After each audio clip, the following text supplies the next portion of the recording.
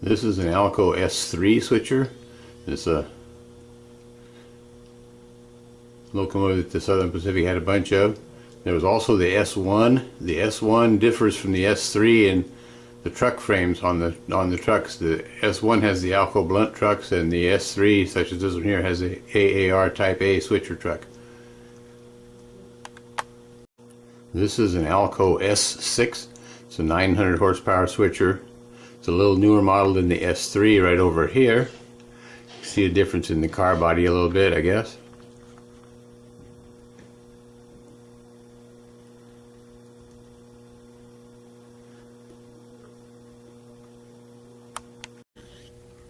Next is a Baldwin S12.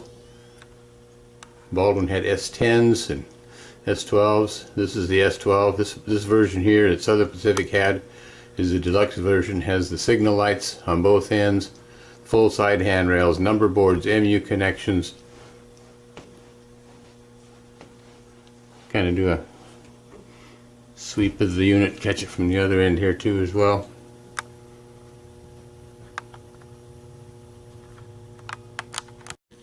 Well, this is the TR6. Southern Pacific had 4 sets of these, 1100 to 1103 and 1150 to 1153 were for the B units.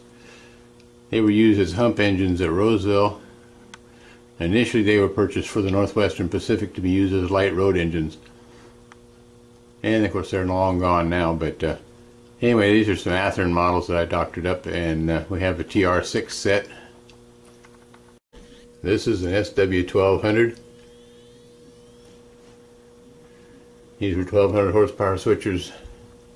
They were purchased in the early 1960s by the SP. Originally they were in the high 1500s, low 1600 number series, but this is a 1965 number, the 2277.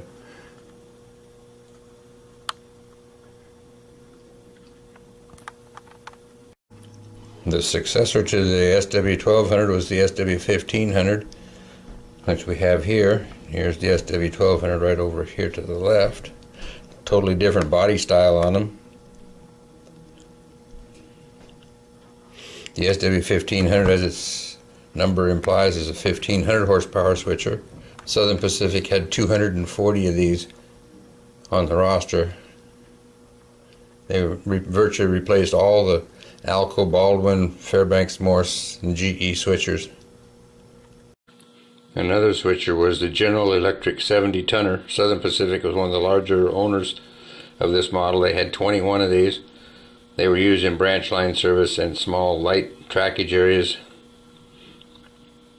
places where a larger engine wouldn't be able to get in. And so I have one here on the home railroad.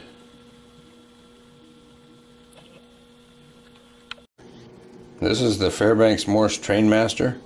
It came out in the early 1950s. It was kind of ahead of its time. It was a 2400 horsepower locomotive. There was only 105 of the real ones built, and Southern Pacific was one of the larger owners with 16 units.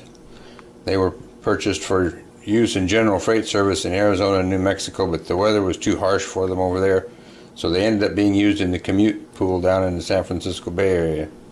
And they lasted there until 1975 when they were replaced by the SDP 45s. Well, we're back to Alco again. This is an Alco RS11. It's an 1800 horsepower road locomotive. Southern Pacific had a few of these.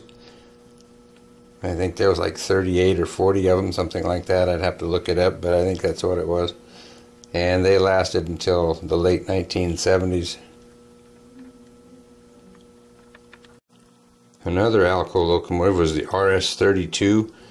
Southern Pacific had 10 of them. There was only like about 26 of these built in real life, and SP had 10 of them, and New York Central had the rest of them. And these lasted until early 1980s, and they were used in the Bay Area basically. Didn't see them other than around San Francisco, Oakland, in that area. Competitor to the Alco RS11 was the General Motors Electromotive Division GP9. Southern Pacific had like 360 or 70 of these. where there was only like about 38 or 40 RS11s from Alco on the roster, and the RS11s, of course, were 50 horsepower more, but the RS11s required a little bit more maintenance, where the General Motors were more reliable. So Southern Pacific bought the GP9s in large batches in the mid-1950s. They lasted clear to the end of the SP in 1996 when Union Pacific took over. And kind of a head-on view of the GP9 on the left and the RS11 on the right.